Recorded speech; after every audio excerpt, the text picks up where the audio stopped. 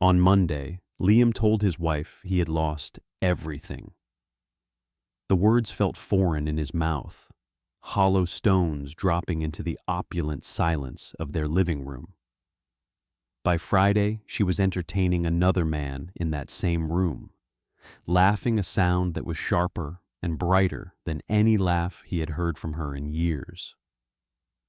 She was pouring him a glass of wine from a bottle Liam had been saving, a 2005 Bordeaux that was meant to mark a triumphant anniversary. What Isabella didn't know, as the crystal glasses clinked in a toast to her new, unburdened future, was that Liam hadn't lost a thing. He had simply moved his assets. All of them. And in doing so, he was about to gain something he hadn't truly possessed in a decade, his own life. Before we walk back into that house with Liam and witness the moment that foundation of lies turns to dust, I'd love to know where you're watching from tonight. It's always amazing to see how far these stories travel. Let me know your city or country in the comments below. And if you believe that true character is revealed not in prosperity, but in adversity, then make sure to like this video and subscribe to the channel. You have a front row seat for a masterclass in consequences, and the final act is about to begin. The week began with a lie, but it was a lie designed to reveal a truth.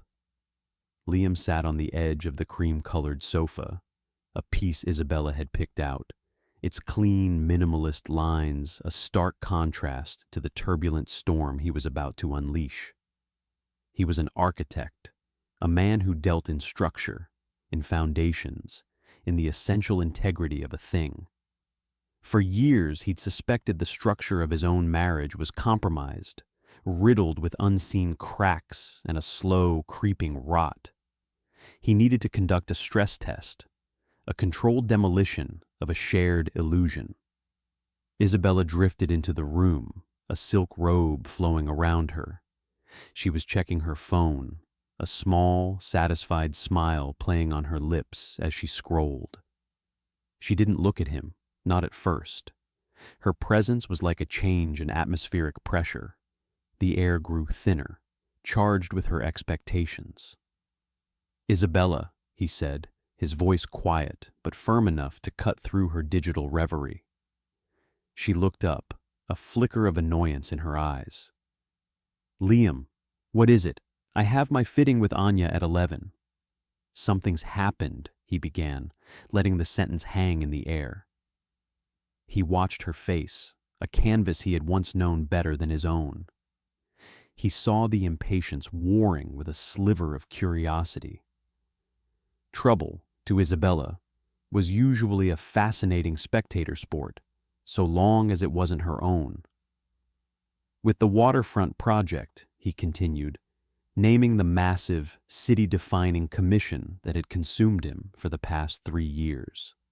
It was his magnum opus, a symphony of glass and steel that was set to reshape the skyline. It was also the source of the immense wealth that funded their lifestyle, the house, the cars, the endless river of designer bags and European holidays. Her focus sharpened. The phone was forgotten on the marble coffee table. "What about it? Did that dreadful councilman try to block the zoning variance again?" "It's worse," Liam said, looking down at his hands. He had strong hands, hands that could sketch a dream and calculate the load-bearing capacity of reality. Right now, they felt like props in a play he was directing. "The primary offshore investor? They've pulled out, a full capital retreat. There was a hidden leverage clause, something my legal team missed." This part was pure fiction, but it sounded terrifyingly plausible. "It's triggered a cascade. The other backers are panicking. The whole thing, it's collapsing, Izzy." He looked up at her, offering her his vulnerability as a test. He waited for the words a partner should say. "We'll get through this. Are you okay? It's only money." Silence. Isabella's face went through a rapid, terrifying series of transformations. First, disbelief, a porcelain mask cracking. Then, a flash of pure, cold panic.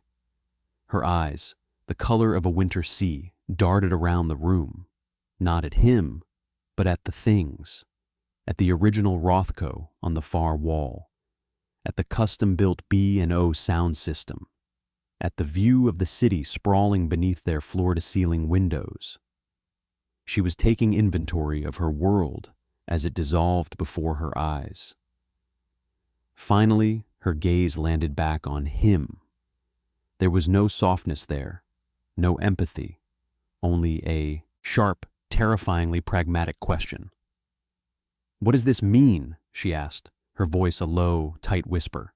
She didn't say, "What does this mean for you?" Or even, "For us." The unspoken words hung in the air. "For me. For my life." "It means it's all gone," Liam said, letting the lie settle. "The firm is insolvent. The lines of credit are frozen. This house is leveraged against the project's completion bond. The cars, the accounts, everything. It's all gone." She stood up and began to pace, her silk robe whispering against the polished oak floors. It was the caged, frantic energy of an animal whose comfortable habitat had just been set ablaze. He could see the calculations happening behind her eyes, the swift and brutal arithmetic of self-preservation. He was no longer her husband, her partner of 12 years. He was a liability, a failed asset, the architect of her ruin. "How could you let this happen?" she finally spat, the words dripping with accusation. "How could you be so stupid? You told me this was a sure thing. You promised me."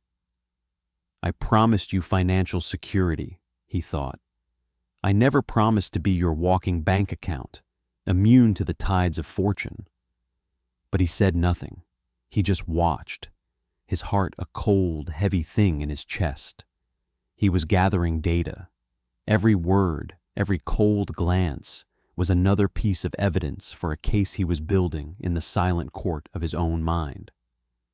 We need to sell things," she said, her voice frantic. "The art, my jewelry." "No, not my jewelry." She stopped, her mind racing. "Your car, that ridiculous old car you spent all your time on. It's worth something, isn't it?" He looked at her, truly looked at her. She was talking about his 1967 Porsche 911S, a car he had bought as a rusted shell and spent 5 years meticulously restoring with his own hands.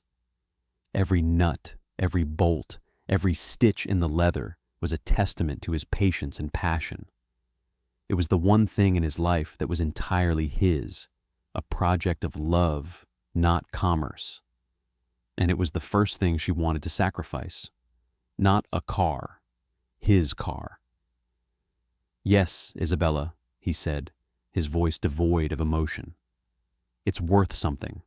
The test had begun. The foundation was groaning under the manufactured strain. And as he watched his wife's true nature crawl out from beneath the rubble of their imagined life, Liam felt a strange, chilling sense of peace. He wasn't losing his world. He was being liberated from it. The following day, Tuesday, was a study in escalating humiliation. The news had settled overnight, not into a shared grief, but into a thick, suffocating blanket of resentment that Isabella wrapped tightly around herself. When Liam came downstairs, she was already on the phone, her voice a clipped, businesslike staccato. She was speaking to an auction house about the Rothko. She didn't even bother to lower her voice. "Yes, an original, 1957. Impeccable provenance," she said, glancing at him with an expression that managed to convey both pity and contempt. "Circumstances have changed. A quick private sale is preferred." He walked past her into the kitchen to make coffee. The sleek Italian espresso machine, a $10,000 monument to their former prosperity, hissed at him like an accomplice to his wife's betrayal. He felt like a ghost in his own home, a visitor from a past she was already trying to erase. She ended her call and followed him into the kitchen, leaning against the marble island. She folded her arms, a gesture of impatient authority. "I spoke to Gerald at the dealership. He says he has a buyer for the Porsche, a collector in Dubai. He thinks he can get a very good price if we move now." Liam looked out the window at the dew-covered lawn. He didn't turn to face her. "And what will we do with that very good price, Isabella?" "We? You mean, what will I do?" she corrected him, her voice sharp as broken glass. "I'll put it aside, for essentials, to live on, while you figure out what to do next." The implication was clear. Her survival was a separate, more urgent project than their shared future. He felt a cold knot tighten in his stomach, but his face remained a mask of weary resignation. This was part of the process. He had to see it through. In his pocket, his fingers brushed against the smooth, worn leather of a small moleskin journal. It was his real ledger, the one that held the architectural plans for his new life. Inside its pages were not just blueprints and financial projections, but a list of grievances, of slights, of 1,000 tiny cuts that had bled his marriage dry long before this fabricated crisis.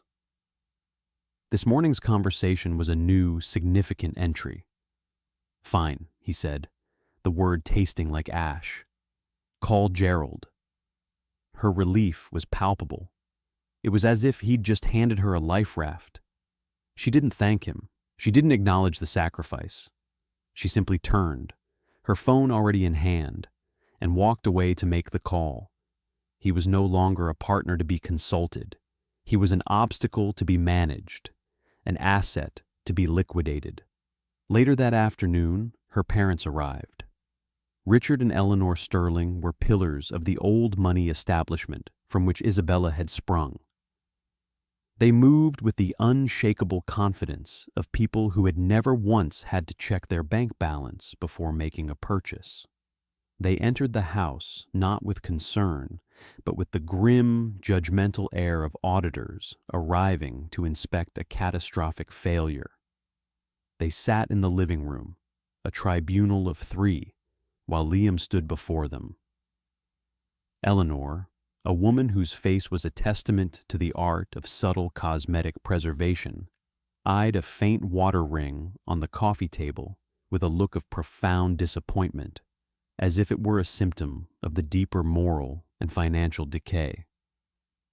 "Liam," Richard began, his voice a low, rumbling baritone that had intimidated junior partners for 40 years. "Isabella told us about your situation." He said the word situation as if it were something distasteful he'd found on the sole of his shoe. "A terrible business. Terrible. I never did trust those tech money boys. All flash, no foundation." Liam, the architect, noted the irony of the man's chosen metaphor. "It was a complex deal, Richard. There were risks." "Indeed," Eleanor chimed in, her voice thin and reedy.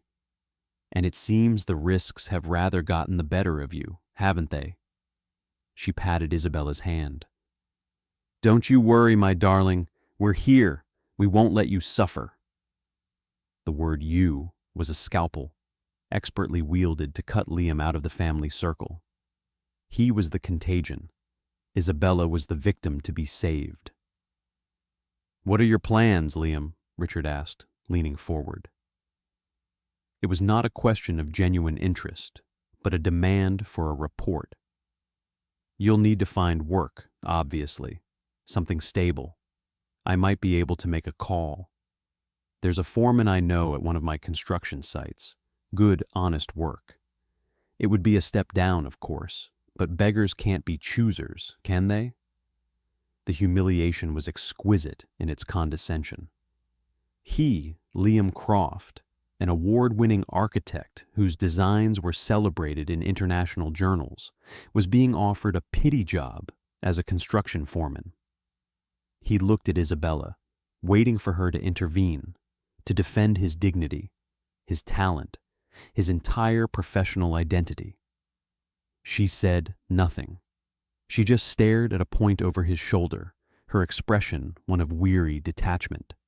Her silence was his answer. It was louder than any insult her father could dream up. In her eyes, he was already that foreman, a man in a hard hat and dusty boots, a stranger she was briefly, unfortunately, tied to. "Thank you for the offer, Richard," Liam said, his voice unnervingly calm. "I'll certainly keep it in mind." He excused himself, claiming he needed to make some calls to his now-defunct office. He walked to his study, the one room in the house that felt truly his, lined with books on art, engineering, and history. He closed the door, the sound of their murmuring voices fading. He didn't make any calls. Instead, he sat at his desk, took out the leather journal, and opened it to a fresh page.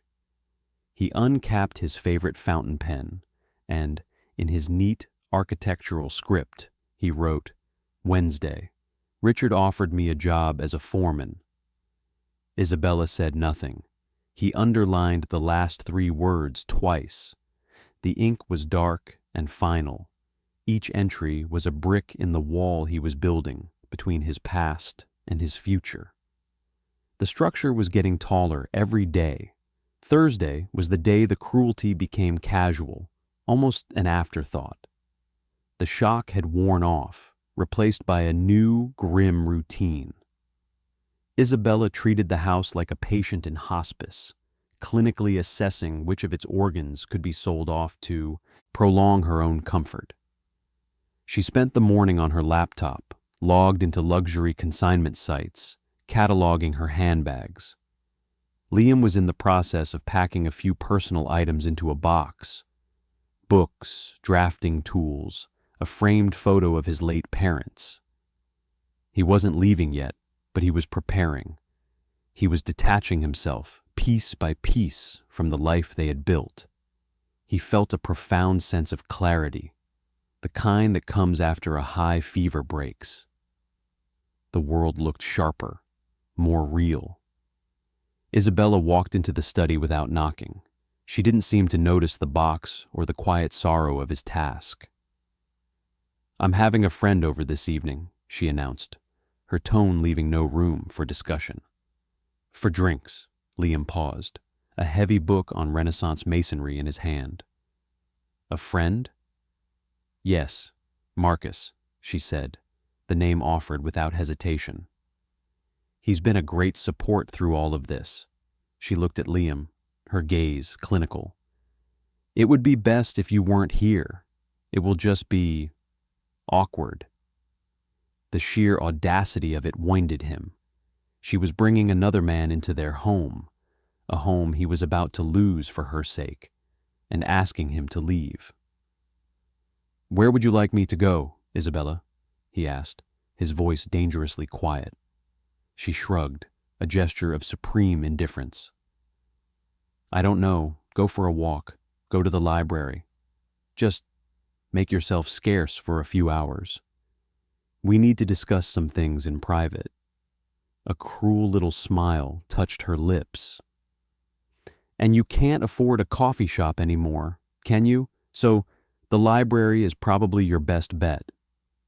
The list of grievances in his journal was no longer just a record, it was becoming an indictment.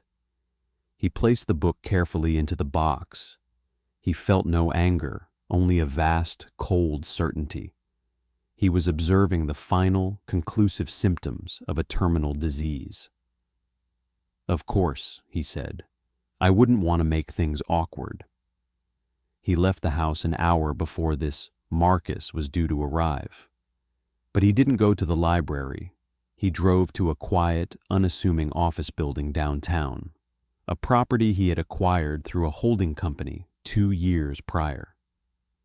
He took the elevator to the top floor, where a sleek, modern office suite was buzzing with quiet activity. This was the headquarters of Ethelred Architects, his secret venture. His business partner, Elena Vance, met him at the door. She was a brilliant, no-nonsense structural engineer with a mind as sharp as a laser cutter.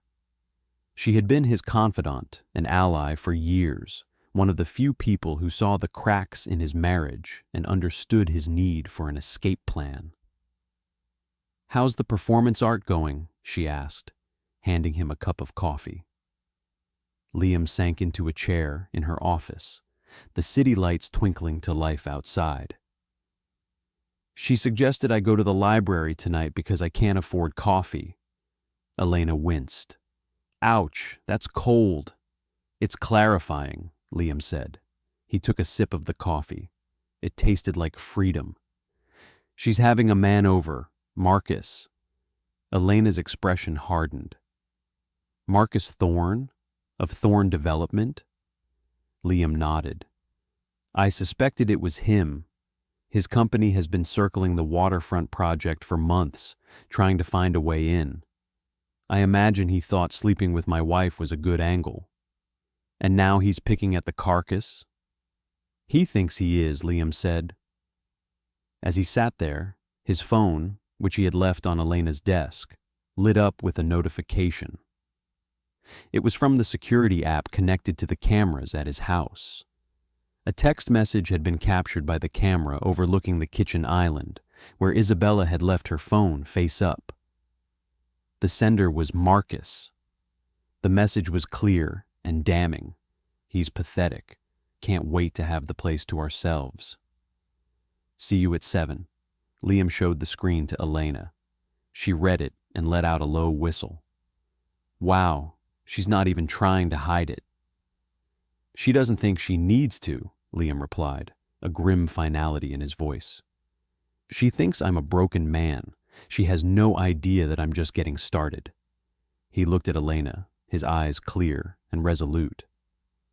"Tomorrow, Elena, we execute the final phase." "Are you ready?" she asked, her gaze steady. "I've been ready for years," Liam said. He looked out the window at the skyline he knew so well, the one he was about to change.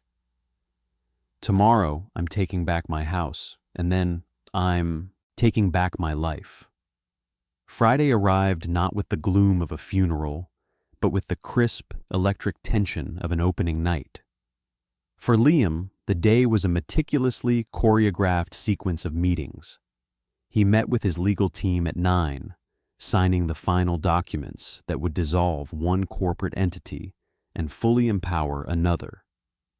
The lawyers, a team of sharks who had been on his secret retainer for a year, confirmed that every asset, every contract, and every dollar from his independent ventures over the past 5 years was securely firewalled within the legal fortress of Ethelred Architects. The post-nuptial agreement Isabella had signed so carelessly years ago was, as one lawyer put it, a thing of beauty, absolutely ironclad. At noon, he met with the board of the new Waterfront Development Authority. He, as the anonymous primary investor, had called the emergency meeting. Appearing via a secure video link, he revealed his identity and presented his plan not just to save the project, but to expand it. He outlined the manufactured crisis as a necessary stress test of his partners and the project's internal security. Far from being angry, the board members, hardened veterans of corporate warfare, were deeply impressed by his strategic foresight. By 1 o'clock, his position was not just restored, it was stronger than ever. The project wasn't just alive, it was thriving under his sole, undisputed command.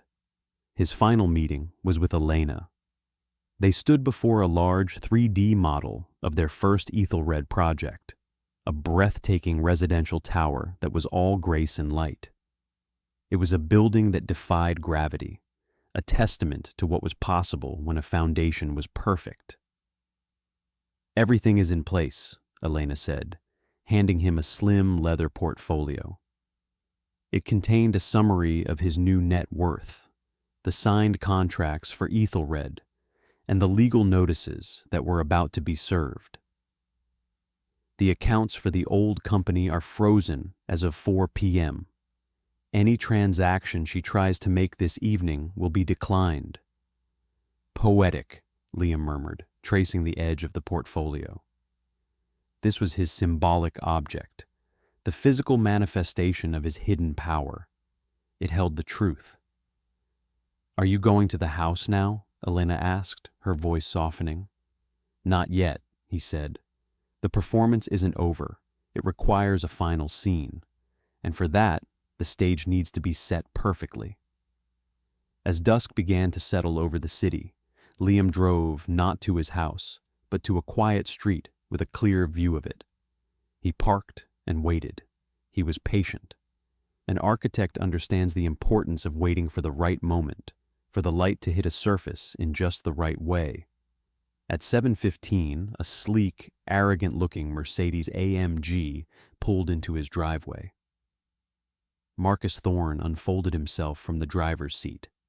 He was exactly as Liam had imagined, handsome in a generic, expensive way, wearing a suit that cost more than most people's rent, and carrying a bottle of champagne. A vulture bringing a gift to a funeral. Liam watched him walk to the front door, which was opened by Isabella before he could even ring the bell. She was wearing a black dress, simple and elegant. She looked radiant, energized, liberated.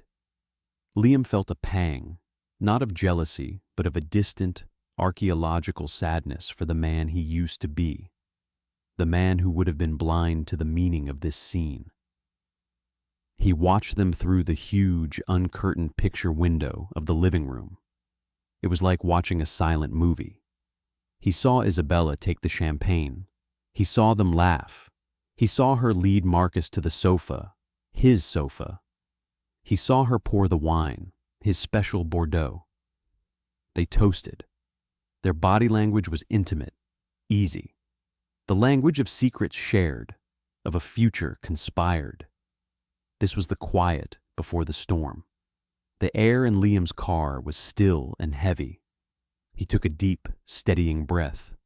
He was not an avenging angel, nor a scorned husband consumed by rage. He was an architect, and he was about to condemn a structurally unsound building. He had done his due diligence. He had run the numbers. He had inspected the cracks. The verdict was clear. He got out of the car. He didn't slam the door. Every movement was deliberate, measured. He walked across the street, his footsteps the only sound in the twilight air. He ignored the Mercedes in his driveway and walked up the stone path he had designed himself. He reached into his pocket, not for the leather portfolio, but for his key. The simple, brass key to his front door. He slipped it into the lock. The click of the tumblers turning was incredibly loud, a sound that marked the definitive end of one chapter and the beginning of another. He pushed the door open and stepped inside. The sound of their laughter died instantly, choked off as if by a switch. They both turned to look at him, frozen in their tableau of casual intimacy on the sofa. Marcus, holding his wine glass. Isabella, her hand resting lightly on his arm. Isabella's face, which had been so animated moments before, became a mask of cold fury. The shock was immediately replaced by indignation, the outrage of a queen whose private chambers had been breached by a servant. "Liam, what in God's name are you doing here?" she demanded, her voice a harsh whisper. She stood up, placing herself between Liam and Marcus, a lioness protecting not her cub, but her prize. "I told you to stay away. I told you I needed space." Marcus, recovering his composure, placed his glass on the coffee table with a deliberate, arrogant slowness. He rose to his feet, puffing out his chest slightly. He was taller than Liam, broader in the shoulders, and he used his physical presence as a form of intimidation. "I think you heard the lady," Marcus said, his voice a low, condescending drawl. "This is a private conversation. You should leave." Liam's eyes didn't leave Isabella's. He ignored Marcus completely, an act of dismissal so profound it was more insulting than any retort. He took a slow, deliberate step into the room, his gaze sweeping over the scene, the half-empty bottle of Bordeaux, the two glasses, the comfortable intimacy. "This is my house, Isabella," he said, his voice unnervingly calm and even. It was the voice he used to explain complex structural mechanics, a voice of pure, unassailable fact. "Or at least, I thought it was our house. I seem to have been mistaken." He finally allowed his gaze to shift to Marcus, a brief, clinical assessment. "You must be Marcus Thorne," he said, as if identifying a specimen. "Of Thorne Development. You've been trying to get a piece of the waterfront project for a year. Your bids were sloppy, over-leveraged. We rejected them 3 times. Marcus's smug expression faltered, replaced by a flicker of surprise and alarm. This wasn't the broken, pathetic man he had been told about. Isabella rushed to intervene. "Liam, stop it. You're embarrassing yourself. You're under a lot of stress. You're not thinking clearly." "On the contrary," Liam said, turning his full attention back to her. "I don't think I've ever thought more clearly in my entire life." He took another step, closing the distance between them. The air was thick with tension. "This week has been illuminating, a 5-day course in the architecture of betrayal. Let's review the curriculum, shall we?" He had their complete attention.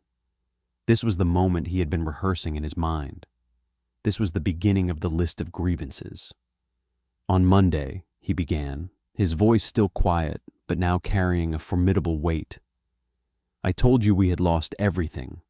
The first word out of your mouth were not, 'Are you okay?' They were, 'What does this mean for me? Not for us, for you.'" Isabella flinched, a small, involuntary movement. "On Tuesday," he continued, his tone methodical, "before I'd even had a cup of coffee, you were on the phone with an auction house about the Rothko. And then you demanded I sell my Porsche, not a car, my car, the one thing I built with my own hands, for my own joy." "We needed the money," she shot back, her voice defensive. "Or I thought we did." "On Wednesday," Liam went on, ignoring her interruption, "your parents came over. Your father, in an act of supreme pity, offered me a job as a construction foreman. And you, my loving, supportive wife, you stood there and said nothing. You let him humiliate me in my own home, because in your mind, that's all I was worth anymore." He paused, letting the weight of his words fill the silence. Marcus was now looking back and forth between them, the smug confidence completely gone, replaced by the dawning horror of a man who realizes he has walked into a meticulously planned ambush. "And then yesterday," Liam's voice dropped even lower, becoming intimate, devastating. "Yesterday, you told me to make myself scarce so you could entertain your friend. You told me to go to the library because I couldn't afford a cup of coffee. Little twist of the knife, just for effect. All so you could be with him." He gestured vaguely toward Marcus. "The man you've been sleeping with for the last 6 months." The accusation landed with the force of a physical blow. Isabella staggered back a step, her face draining of all color. "That's a lie," she gasped, but her eyes betrayed her. They were wide with panic. "Is it?" Liam asked softly. He took out his phone, his movements unhurried. He didn't need to show her the reams of evidence his private investigator had gathered over months. He just needed to show her one thing. He tapped the screen and held it up. It displayed the text message from the previous night. "He's pathetic. Can't wait to have the place to ourselves."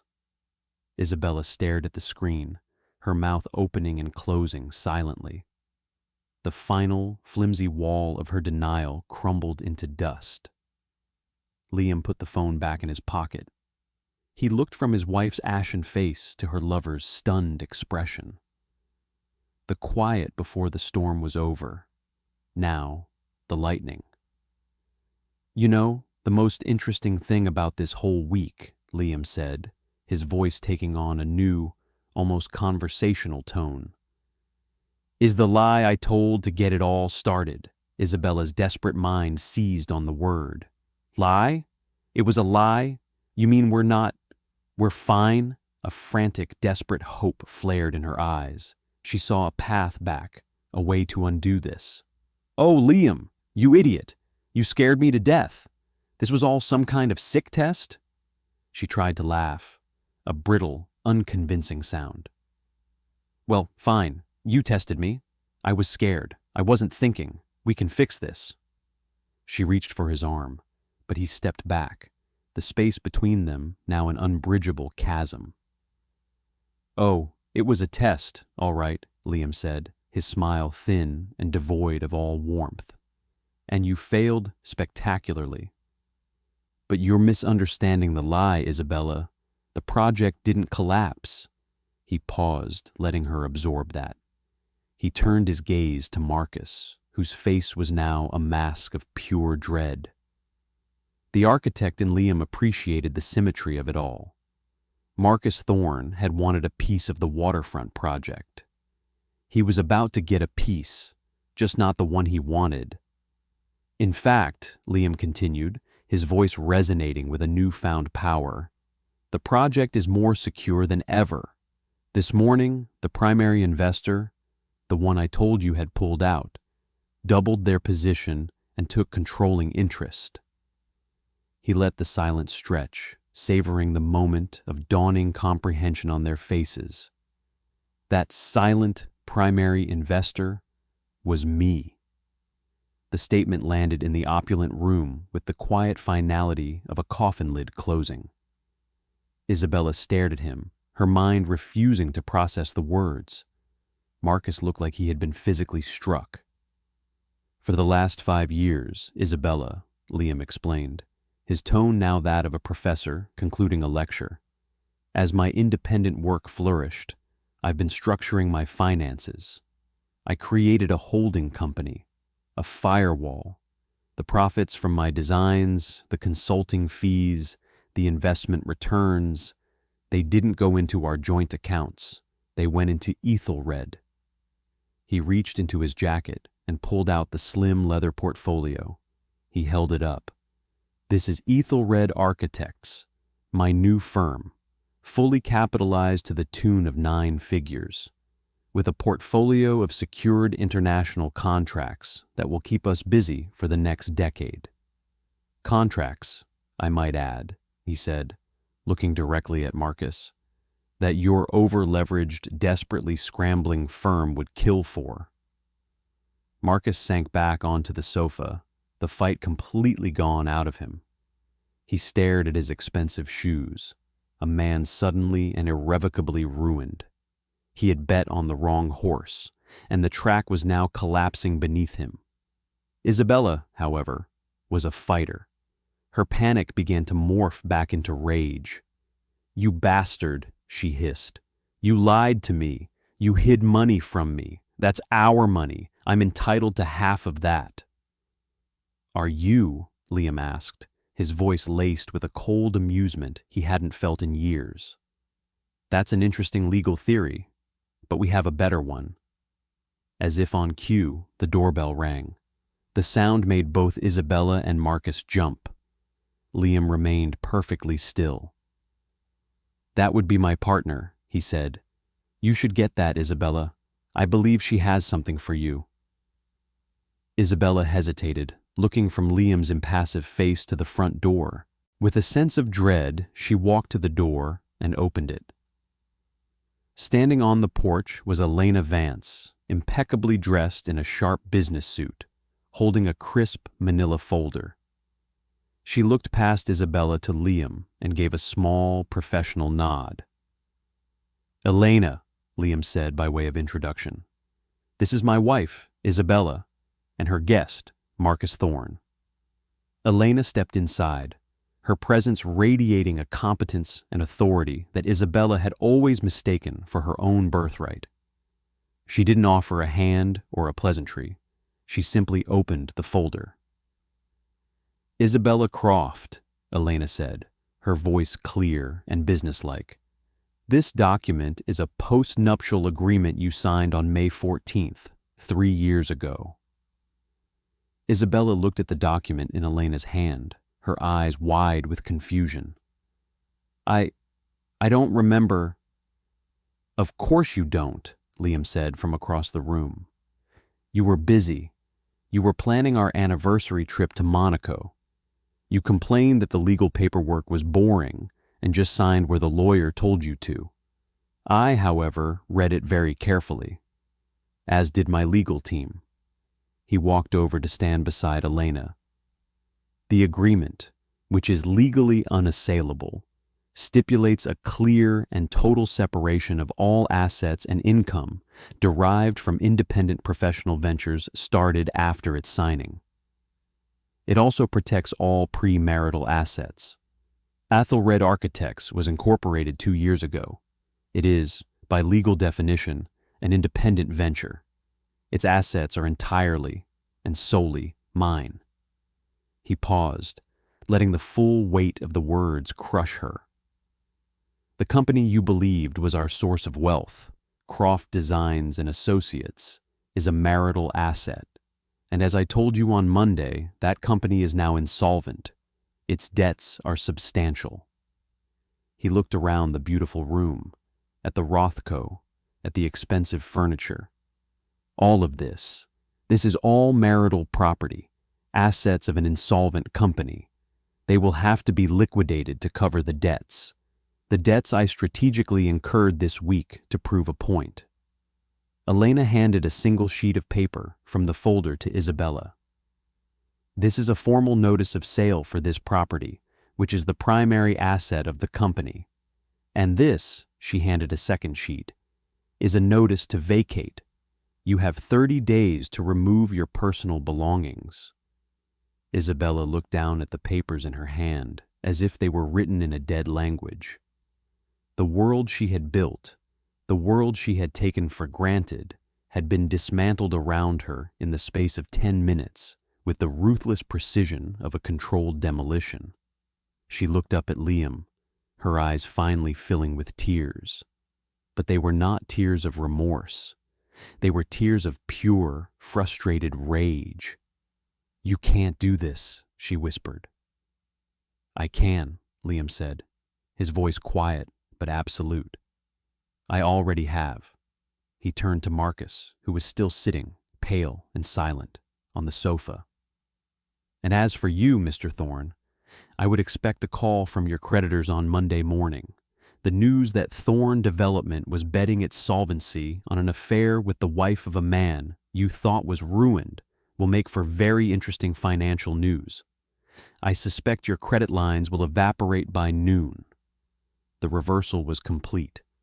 The powerful were rendered helpless. The diminished held all the cards. Liam looked at the wreckage of his marriage, not with triumph, but with a deep, cleansing sorrow. He had finally torn down the beautiful, condemned building. Now he was free to build something real. The immediate aftermath was a chaotic storm of desperation. Isabella, her face streaked with tears and mascara, shifted tactics from rage to pleading. The papers, the notice of sale, the eviction order, trembled in her hand. "Liam, please," she begged, her voice cracking. She took a step toward him, her hand outstretched. "We can't just throw away 12 years. I was scared. I was stupid. You have to understand, my entire world was falling apart. I wasn't myself." Liam looked at her, at the woman he had once loved with an all-consuming passion. He saw not a penitent wife, but a strategist making a new calculation. Her appeal was not to their shared history, but to his capacity for forgiveness, which she now viewed as a resource to be exploited. "The person you were this week, Isabella," he said, his voice gentle but firm, "was the most honest version of you I have seen in years. You weren't scared for us. You were scared for yourself. There is a difference." "That's not true," she cried. "I love you." The words, which he had once longed to hear, now sounded hollow, counterfeit currency offered long after the bank had closed. "No," he said simply. "You loved what I provided, the security, the status, the lifestyle.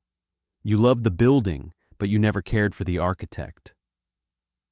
He looked over at Marcus, who was now slowly, carefully getting to his feet.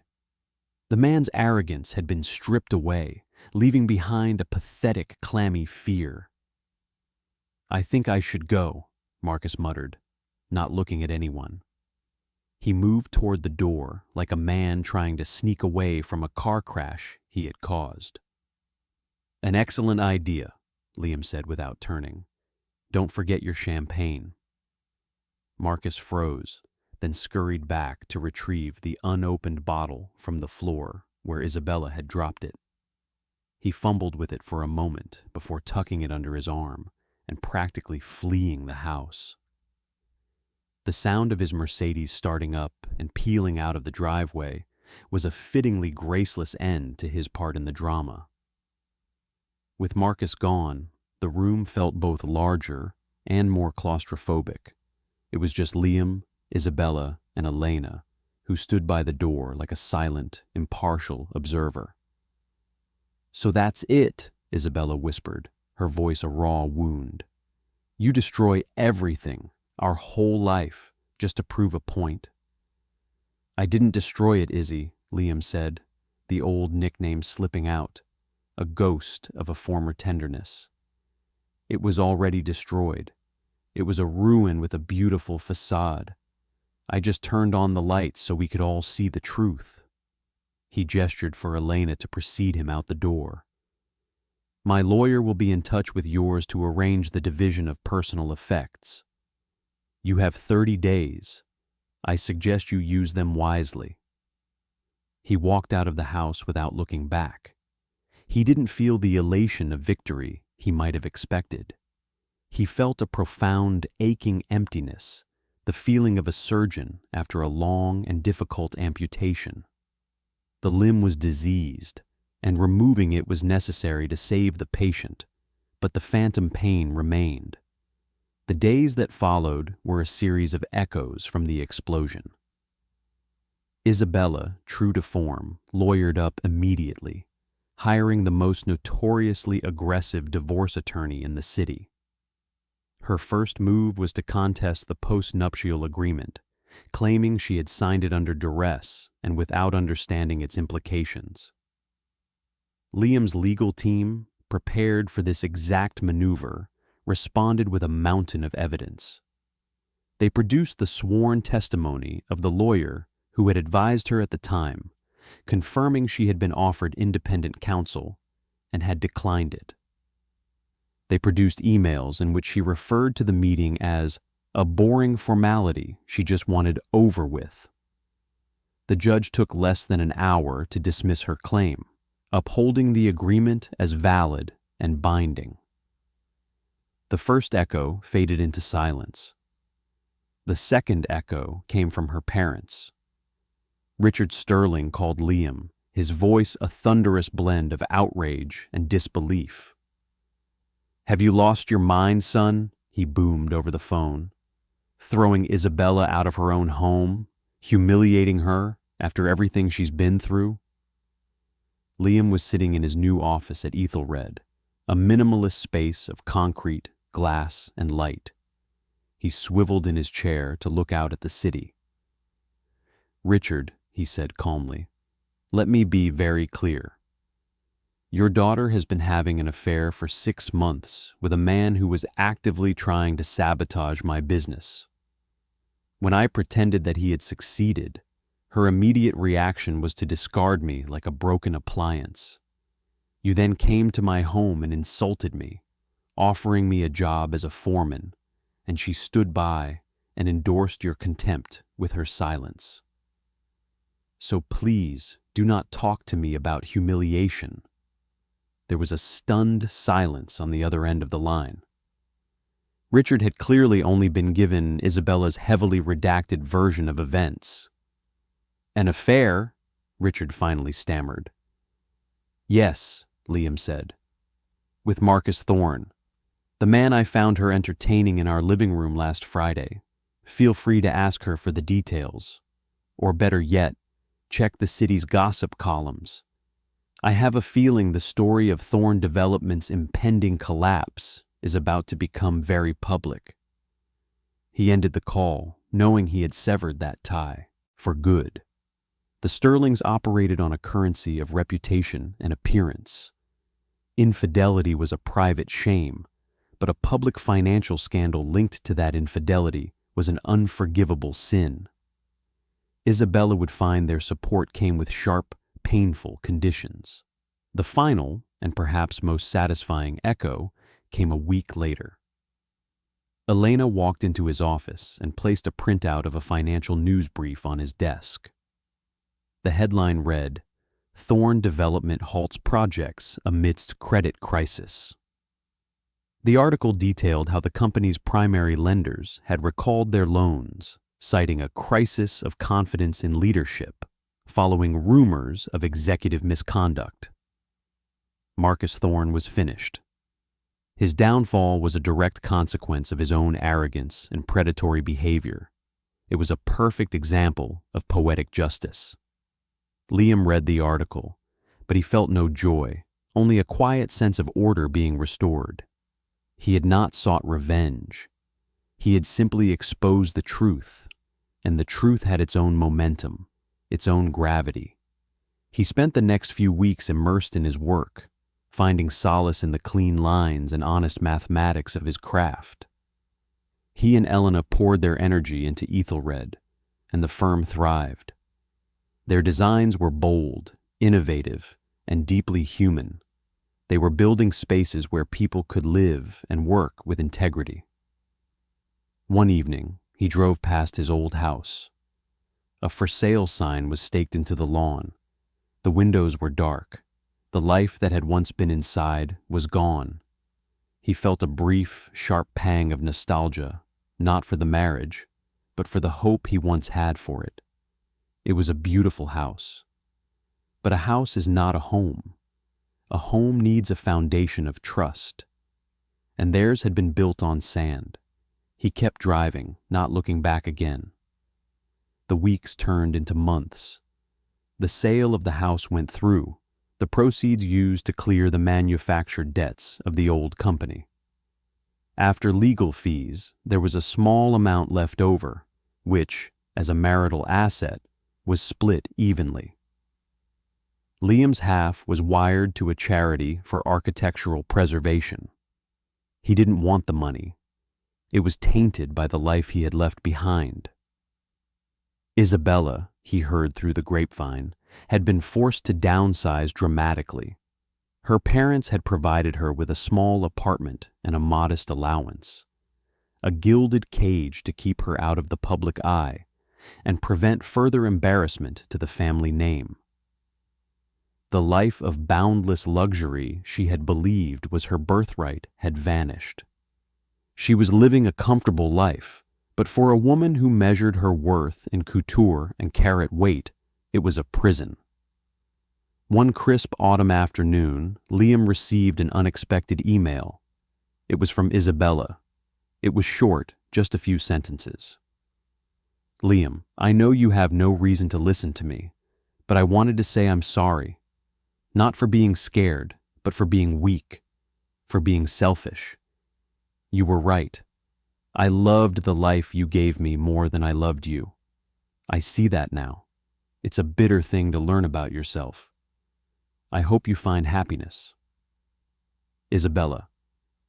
He read the email several times.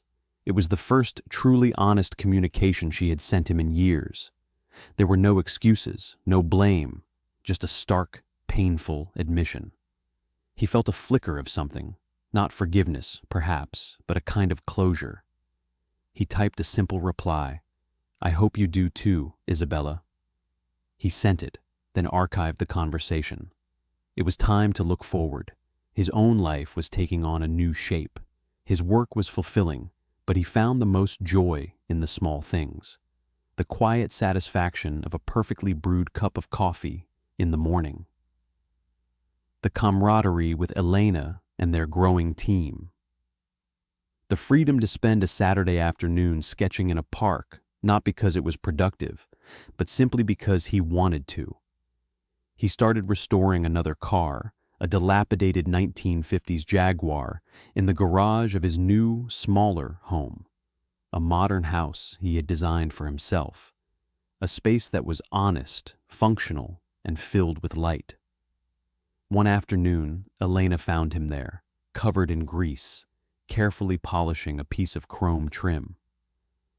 I thought I'd find you here, she said, smiling. She held up 2 bottles of beer. Thought you might be thirsty. They sat on overturned crates as the sun set, the air smelling of oil and metal. I saw the notice for the Croft Designs liquidation is final, she said softly. The end of an era. The end of an illusion, Liam corrected her. He took a long sip of his beer. I was thinking about it today, about the test. It felt so calculated, so cold. I sometimes wonder if there was another way. Elena was silent for a moment, watching him. Maybe, she said, but would another way have shown you the truth? You spent years patching the cracks in that marriage, Liam. You reinforced the walls. You shored up the foundation, hoping you could save it. But the structure itself was flawed from the beginning. You didn't cause the collapse. You just stopped holding it up. Her words landed with the simple, profound force of a perfectly placed cornerstone. He had been so focused on the demolition that he hadn't fully appreciated the liberation that followed. He wasn't the villain who had destroyed a life. He was the man who had finally chosen to build his own. You know, he said, looking at the half-restored Jaguar, a beautiful, complex machine waiting to be brought back to life. I think you're right. He felt a sense of peace settle over him, a quiet, sturdy contentment that he hadn't realized was missing for so long. The anger was gone. The hurt was a distant scar. The vindication had faded, leaving behind a quiet wisdom. He had tested his wife and lost his marriage. But in the rubble, he had found something far more valuable, his own integrity. He had found his foundation, and from there, he knew he could build anything. The final resolution wasn't a dramatic event, but a quiet evolution. Life settled into a new rhythm, one defined not by external validation, but by internal peace. Liam's firm, Ethelred Architects, became synonymous with innovation and ethical design. They didn't just build buildings.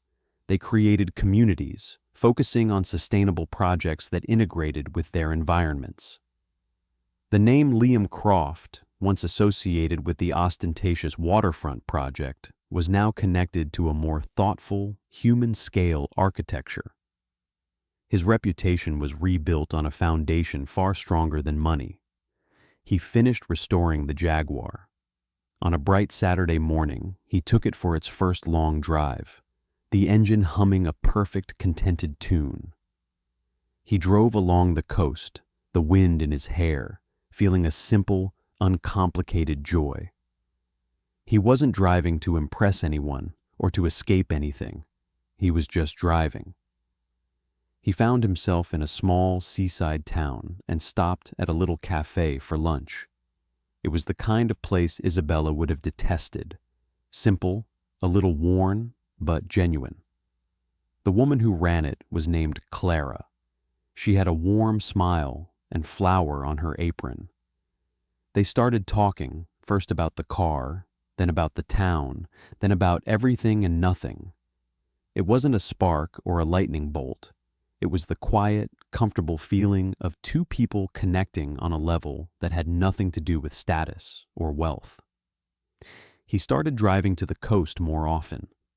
The moral of Liam's story is not about revenge, it's about truth. He created a fiction to reveal a reality that was already there, hiding in plain sight. He learned that a life built on a weak foundation, no matter how beautiful it looks, will inevitably collapse. True strength isn't about how much you have, but about what you're willing to lose to honor who you are. He had to lose a wife to find a partner. He had to lose a house to find a home. And he had to lose the life everyone thought he should want to finally build the one that was truly his.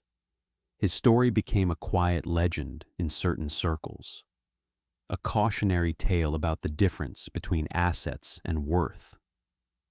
He never spoke of it, but the lessons were embedded in the way he lived his life now, with quiet confidence, deep integrity, and an architect's appreciation for things that are built to last. He had learned that the most important structures we build are not made of glass and steel, but of trust, respect, and love. And those are the only structures that can truly withstand any storm. Liam's journey teaches us a powerful lesson. Sometimes you have to conduct a controlled demolition of your own life to see what's truly holding it up. He thought he was testing his wife, but in the end, he was testing himself, testing his own courage to face the truth and to build a new life from the ground up, based on a blueprint of his own values. What do you think?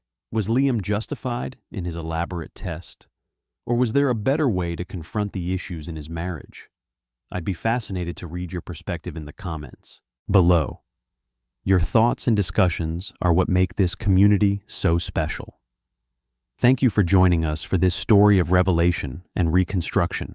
If you found value in this journey from frustration to vindication, please show your support by liking this video and subscribing to the channel for more stories that explore the complexities of human nature and the satisfying pursuit of justice. We are grateful for every single one of you who chooses to spend your time with us. Until next time, remember to build your own life on the strongest foundation you can.